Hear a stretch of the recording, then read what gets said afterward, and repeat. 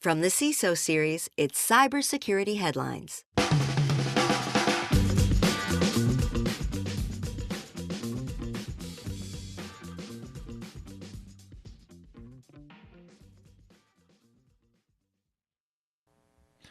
Spyware boosts 0 days, MFA bombing targets Apple, and Facebook snooped Snapchat.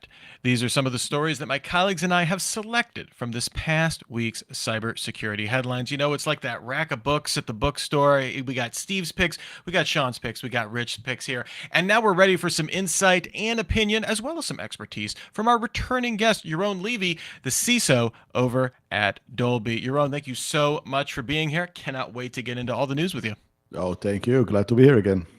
All right. Thanks also to our sponsor for today, Varonis. Stop data breaches automatically with Varonis. Join us on YouTube Live. Remember to do so. Go to CISOSeries.com, hit the events drop down, and look for the Cybersecurity Headlines Week in Review image. If you're there, you're watching us live, you can contribute in our chat. We've already got CCL and Kevin Farrell. We're having happy Fridays all around here. The energy is off the charts, I'm going to say. So make sure you are getting in here and having your voice heard. Ask some questions, make some comments. We love to see it. CCL is excited to see you back, Yaron, as well as I. I think all the whole team here. But thank you, CCL, for leading the charge here. We've got about 20 minutes, though, so let's jump right into the news. First up here, one of the big ones, vulnerability in Apple's Silicon M series chips can't be patched.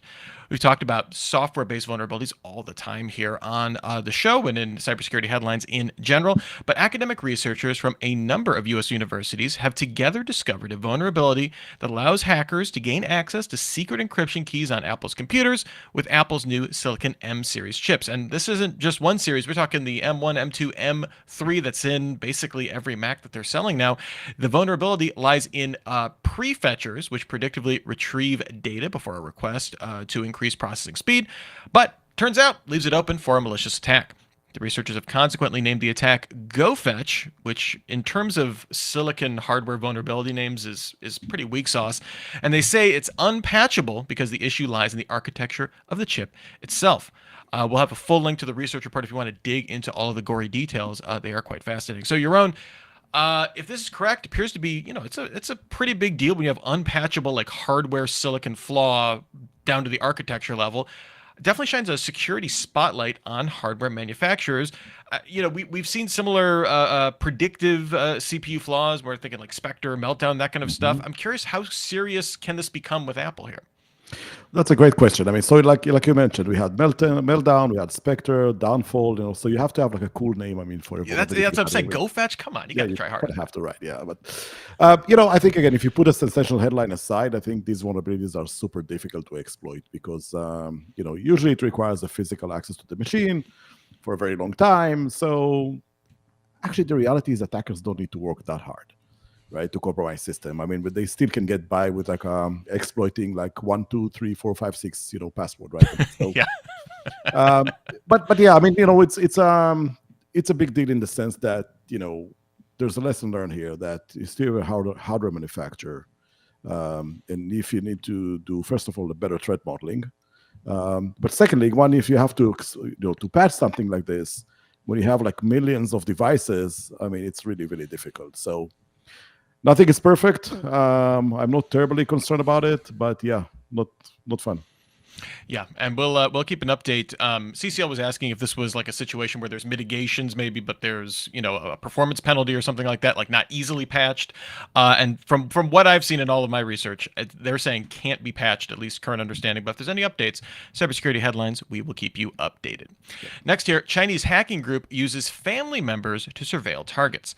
As described in an indictment released on Monday, the hacking group APT31 employed an unusual tactic of sending malicious emails to family members of their actual targets, which were typically high-ranking U.S. government officials. Victims were enticed to click embedded links, which the attackers then used to target networks belonging to the actual targets. No one should be surprised about any type of stunt that threat actors want to pull. Threat actor is going to threat actor, including going after family and children. Definitely shows the danger of softer crimes. Thinking about like PII theft as a way to move we talk about it as a way to move laterally in an organization. in this case, the organization is your family. Since we can't expect APT 31 to stop playing these games, I'm curious, Yaron, where should we turn our attention next in terms of these kind of ways to move laterally? Yeah. So first of all, it's unfortunate, but in the world of espionage, almost everything is fair game. So I think the cyber domain provides more opportunities at greater velocity for espionage compared to the physical world. And what we should really focus on is education and teaching everyone from really, really early age to be vigilant and how to operate.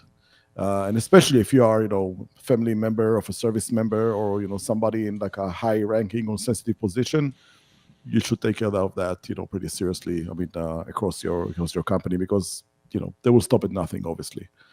Living on the internet created amazing experiences for us and a lot of opportunities for humanity, but it also has a lot of dark sides that we need to be mindful of and need to address. So. Yeah, I feel like the modern equivalent of the talk with your kids is going to be like cyber resilience. Be like, all right, now this Nigerian prince, you think he's your friend, But it's not, right? But It's seriously, that is a conversation. As soon not as flowers and bees anymore, but also computers and yeah, exactly. All right, next here, MFA bombing attacks target Apple users. Rough week for Apple here. Apple customers are reporting being targeted in phishing attacks involving an apparent bug in Apple's password reset feature.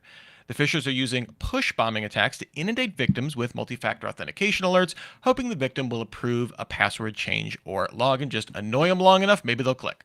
If the MFA bombing fails, scammers are calling their targets, claiming to be from Apple support, including in the caller ID, saying that user account is under attack and asking to verify a one-time code in order to reset the account password and lock the user out. Users have unsuccessfully tried to thwart harassing notifications and calls, doing things like enabling recovery keys, changing Apple IDs, even purchasing new devices. And perhaps most vexing, Apple has yet to comment on this apparent bug. Another example here of bad guys beating up on innocent people here. Obviously, push bombing, MFA fatigue, definitely not new techniques well known in the enterprise. But often people approve a reset just to get it to shut up. Security vendor Beyond Trust has some advice for preventing MFA fatigue attacks. These involve limiting the number of authentication attempts in a time window, blocking access after a failed login, some other stuff here. I'm curious, though, Yaron, why do you think Apple is being, I guess, a little quiet and maybe a little slow on this issue? That's a good question. I mean, I don't know if they are quiet or slow necessarily. I think, the advice from Beyond Trust is solid. It's good. Mm-hmm. And I think it can definitely help. But like you said, it's an endless cat and mouse game, and adversaries will always look for ways to exploit the human emotional weakness. That's the easiest thing to exploit, obviously, right? So I think the challenge with a lot of those, that even when companies like Apple, Microsoft, and others, when they roll out security capabilities, many times people don't even use them. So, for example, we all complain about all the endless cold calls that we're getting, and people are, trying to call, whether it's a scam call or, whatever. If you're an iPhone user, there's actually a very simple setting that you can say, silence all calls from unknown callers. Most everybody don't even know it's there and not use it. I can tell you, since I enabled that, my life has changed. So definitely, I mean, I think there are some things that we can do. Yes, I mean, attackers will always look like, how to piss you off and kind of push your buttons. We can leverage a lot of things, from the existing capabilities we have. And frankly, I mean, I think Apple is doing better than many other companies. But yeah, there's definitely room for improvement. It also makes you think, whenever I see something like this of fairly annoying, I don't know, this is getting some coverage, right? There's some press out there for it. One, Apple is not one to respond to comment from media, right? They like to control the narrative.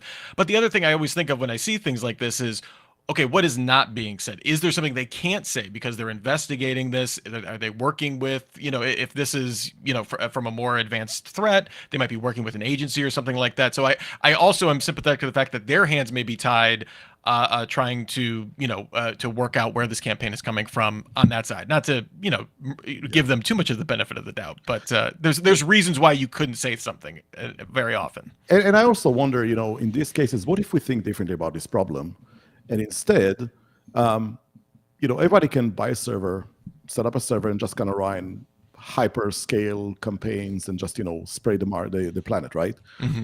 What if we limit the resources available potentially for somebody who is not trusted?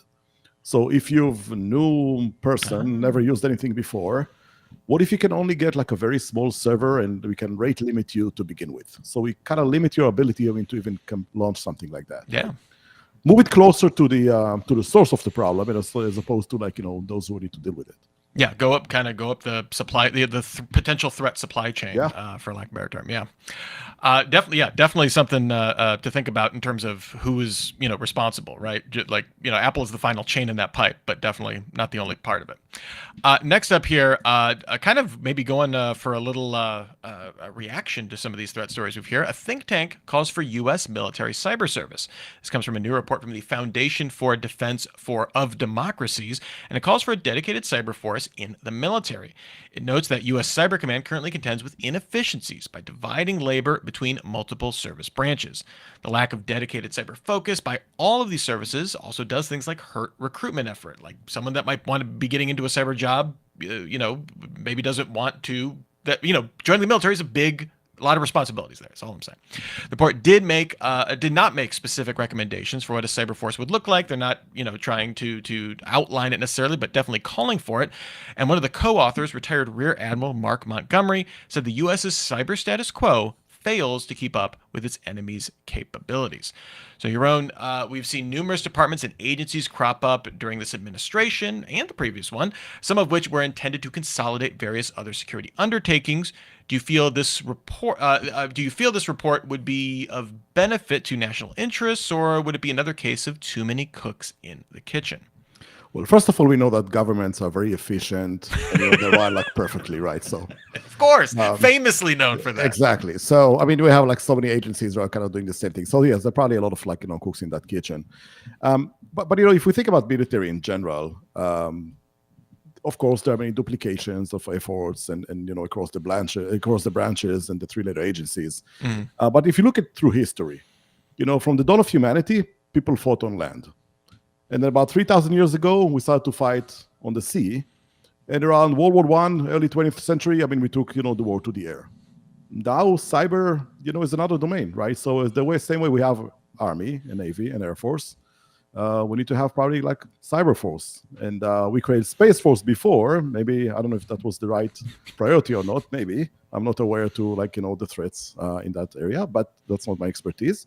But I definitely think that, given that what we've seen over the last several years, with several conflicts and wars around the world, we definitely see cyber as a growing domain when it comes to conflicts. And I think, in my opinion, it definitely warrants its own dedicated force.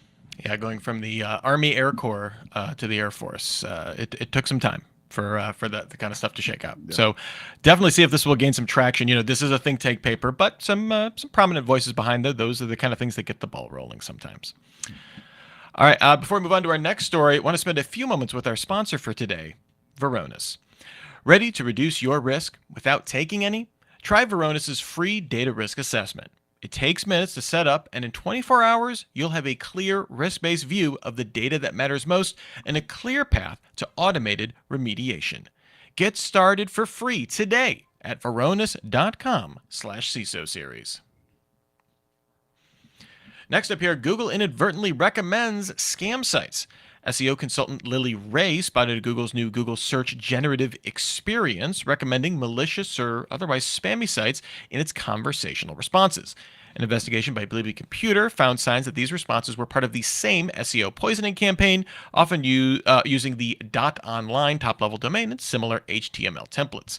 Clicking on spam sites take users through a series of redirects where they get prompted by a lot of typical internet scam kind of stuff, fake captchas, opt in for site notifications, install this browser extension, you get the deal.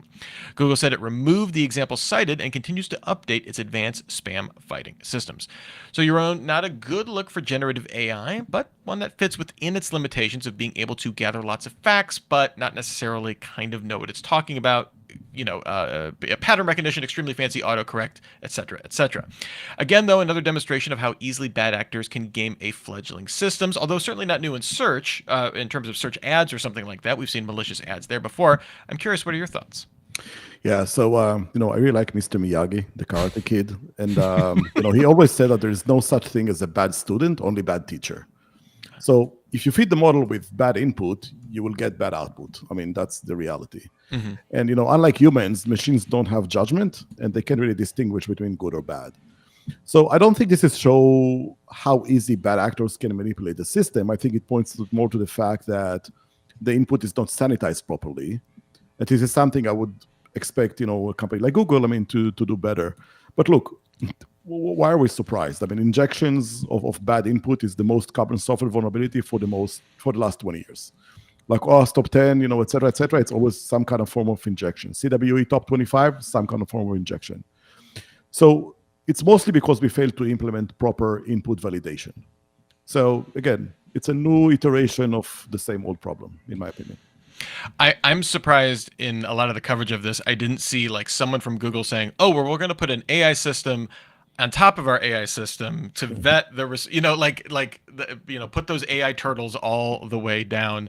I was shocked that I did not see that. So kudos at least for one instance of a lack of AI proliferation. So that's good. All right, next here, spyware fuels rise in zero-day exploits. Google released a report on exploited zero days in 2023, its first joint zero-day report using resources from its threat analysis group. We've seen tons of reports from them, and Mandiant, which it recently acquired. It found a 50% increase on the year in exploited zero days in the wild, with 97 observed in the year. Of the 58 exploits the researchers could attach motivations to, espionage actors accounted for 82%, and the remaining were financially motivated. The report saw a significant rise in zero days used by Chinese-linked groups, the first observed zero days from Belarusian state-sponsored groups, a rise in exploits from commercial spyware vendors to target browsers and mobile devices, as well as several exploits targeting third-party components, so threat actors could use those to exploit multiple apps, basically software supply chain attacks. Yaron, do any of these numbers surprise you? Maybe 82%? Involving, spies? I'm old. No, I'm not surprised. The numbers really, if you think about the growing numbers and you think about the conflicts and you think about the motivations, no, it's not surprising. The software complexity is something that is continuously, growing. Traditionally, software security is lagging behind, and, we often fail to keep up with the speed of software innovation. And you take that and marry that with the complexity. And again, you add on top of that all the global conflicts that we have, the wars, greater motivation by nation state actors, espionage actors, just to find any weakness that will give them any advantage. So yeah, maybe it's not just a matter of more vulnerabilities, but probably definitely they found more exploits or ways to develop exploits to exploit those vulnerabilities.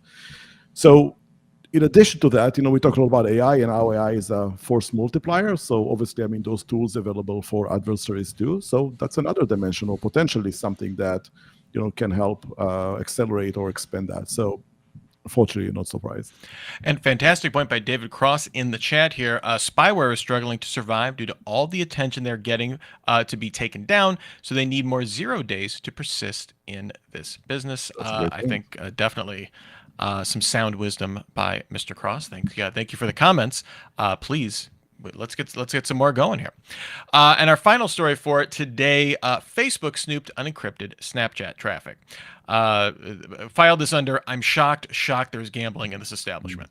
As part of a class action lawsuit against Meta, a federal court in California released new documents detailing how in 2016 the company then called Facebook launched Project Ghostbusters to obtain Snapchat app traffic to understand user behavior. The problem is Snapchat traffic is encrypted. That's kind of their whole thing. So Facebook used its Anavo VPN service to push software kits to iOS and Android that could intercept traffic to specified domains, describing in its emails as a man-in-the-middle approach, which, in case you were confused how they were viewing that. Facebook later expanded this to Amazon and YouTube as well. The company shut down Onavo after TechCrunch reported it paid teenagers to collect their web activity. That was in 2019, I believe. So, Yaron, I guess my question here is, what is the point of having an encrypted conversation if others can read them? Obviously, that was beyond the scope of what Snapchat wanted there. They are not owned by Meta, so it doesn't fall under, their EULA. Even though this case refers to actions done 8 years ago, I'm curious, what is the point of believing Meta or any VPN service when they declare that they take your security seriously? Well, I may have an unpopular opinion about this one because frankly, I think it's our fault and the users. And I think it's our fault because we just let this happen. And we let this happen by tolerating this kind of behavior. And as consumers, we have great power with the choices we make. So if enough of us will not tolerate this type of behavior and stop using the services of companies that don't fit with our values, they will either go out of business or will change their behavior. Imagine this. Imagine there's an airline that give you like cheap flights to people to any destinations, even like free flights. But there's like one caveat. They have like a plane crash every day. Nobody will ever fly them, right? So they will go out of business. Why that will be anything different? So again, I think, online services are no different. And without the users, they have no business. And if they knew that we will vote, with our feet, and if they break our trust, they just wouldn't do those things. And I think, I wouldn't expect necessarily to trust because, again, everybody have different incentives. And if they're not aligned and we don't like it, stop using it. I like that. It was controversial, but then I'm nodding and agreeing with you of, hey, let's attach, let's give our attention, our time, our money to the things that align with what we believe. Also, now I'm terrified anytime I get an offer for free airfare. Flight. Yeah. Yeah. First of all, it's probably a phishing email anyway. So true. Yeah. Double terrified anyway. Yeah. All right. Before we get out of here, Yaron, was there any story that was a thumbs up or an eye roller for you in the rundown today? Oh, that's a great question. I think I roll my eyes on most of them, but I kind of like, the one, about Facebook. Again, not very much that I like the story or like, what's going on. But I think it kind of brings to light the fact that, look, we have a choice. And maybe the options are not always great, but we have a choice. And if you don't like it, we as consumers, have the ability, to influence that. Yeah, and I think that story also, I guess, in my mind, it also keeps in mind of like, we talk about a lot about like the software supply chain, on a more enterprise level, but like thinking of your own personal, I guess, information supply chain, right? Where a company like Facebook could not just have an app on your phone, but they're through their VPN app, they're navigating the connection that you're having and stuff like that, and like maybe, whether you want to call it. Oh God, I can't think of the name now. Whether you're using decentralized stuff to kind of have smaller domains like that, I think that's useful both for companies and for people at the same time. So that's definitely where my mind was at reading that story for sure. Yaron, thank you. Yaron Levi, the CISO over at Dolby. Thank you so much for being here. Fantastic insights. I'm old. That doesn't surprise me. Is going to be like a plaque that I have, or like a card I just give my children for the rest of my life. This is phenomenal. Thank you so much. Where can people find you online if they are so inspired to find out more? Yeah, LinkedIn. Feel free to reach out on LinkedIn. Also have my own blog. Share some of my thoughts there. And I would love to hear back from you. Excellent. Yes, we will have both of those in the show notes, sageinsights.io. Thanks also to our sponsor for today, Varonis. Stop data breaches automatically with Varonis. And thanks to all of our audience today. We can't get every comment that we get up on the screen, but we deeply appreciate you being here and participating. I'm talking to you, CCL. I'm talking to you, David Cross. I'm talking to you, even the big boss man, David Spark, Kevin Farrell, all of our fine regulars that we have in the chat. We would love for you to join. So be sure to look for us every single Friday at 3:30 p.m. Eastern. And remember, if you want to keep up on all of our events, virtual and in MeetSpace, we've got it all going on at CISOseries.com/event. So there you will find like our Super Cyber Friday for next week, all about hacking security vendor pitches, an hour of critical thinking about how vendors communicate their value to buyers. We have another week in review show on there, and we've also got some live events like our CISO Series podcast recording at Planet Cybersec in Mountain View on April 17th. We've even got a big blue button so you could subscribe to our entire event calendar so you never miss one. Make sure you check that out. Until the next time we meet, I'm Rich Stroffolino, reminding you to have a super sparkly day. Take a Rich. Cybersecurity headlines are available every weekday. Head to CISOseries.com for the full stories behind the headlines.